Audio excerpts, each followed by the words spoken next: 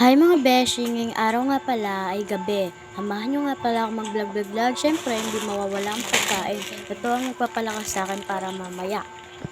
Ito nga palang pagkain ito. Ito yung kaganinang natira sa amin para sa merienda. Dapat ka hindi mo na ako kakain dyan kasi ang dapat ko unang gagawin is make-up. Pero, di na ako nag-makeup kasi baka masira ang aking muka.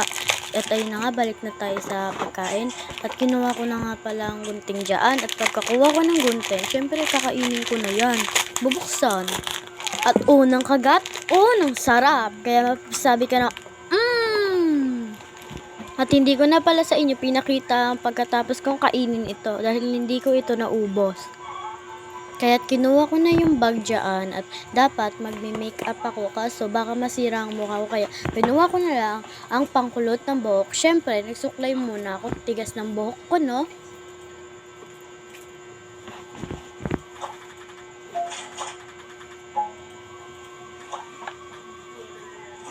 Pagkatapos ko na nga magsuklay, kinuha ko na ang pangpakulot sa buhok. Nahulog pa nga yan eh. At nakuha ko na, ilalagay ko na lang siya sa bangs ko.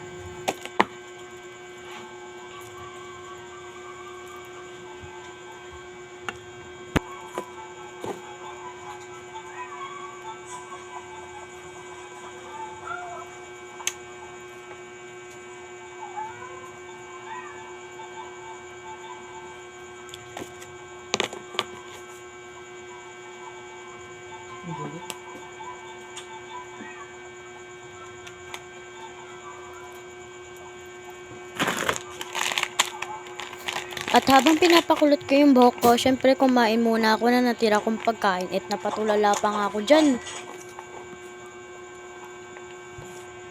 At kulot na nga pala ang buhok ko and tatanggalin ko na to at ira ko kung kumulot ba nalaglag pa nga yung ano dyan at hindi ko na nga nakita.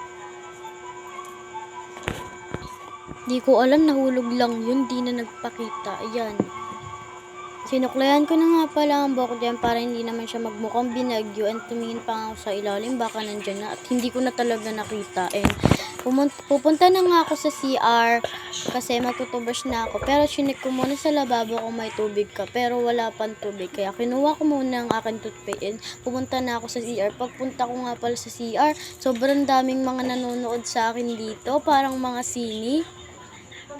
And bago nga pala ako muna mag-toothbrush dyan, maghihilamos na ako. Yan na, nalaglag na. Ang dami nga palang nanonood sa akin mga pusa dito. Siguro kanila sini to. And kumuha muna ako ng sabon at binasa ko ang mukha ko at binasa ko na rin muna ang sabon. And pagkatapos ito mabasa, binulak-bula ko na sa kamay ko at nilagay ko na rin ng sabon. And lalagay ko na rin yan sa mukha ko. And ayan na nga, nalagay ko na sa mukha ko. And pagkalagay ko, syempre, kinuskus ko ang aking mukha. At di mo ako magsasalita. Panoodin niyo muna siya.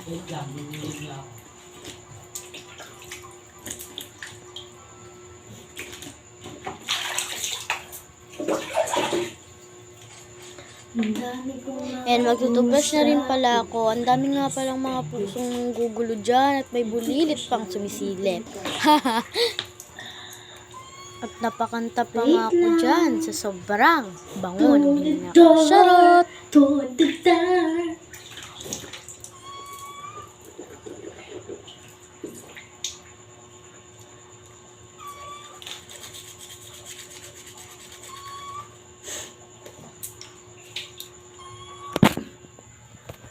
At ipapakita ko na ang tatlong magkakapatid ang nanonood sa akin. Siya nga pala si Uno, si Bulilit at si Orange.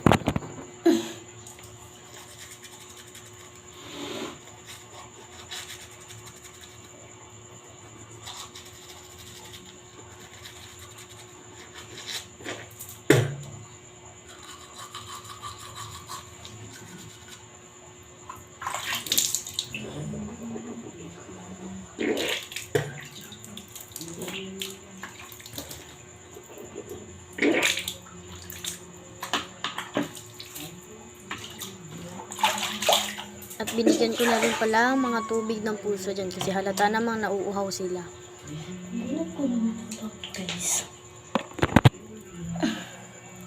Papit na natin. Tupad siya.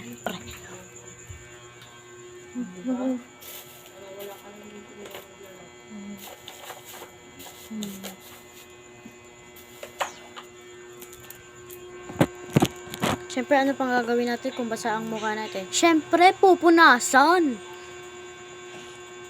Napasabi pa nga ako dyan na tumira ang trespasso! Nagsuklay na rin pala ako. Hanggang dito na lang. Dito na nagtatapos ang vlog ko. Pero bago teka, huwag kalimutan mag-like, mag-share, and mag-subscribe. Bye-bye!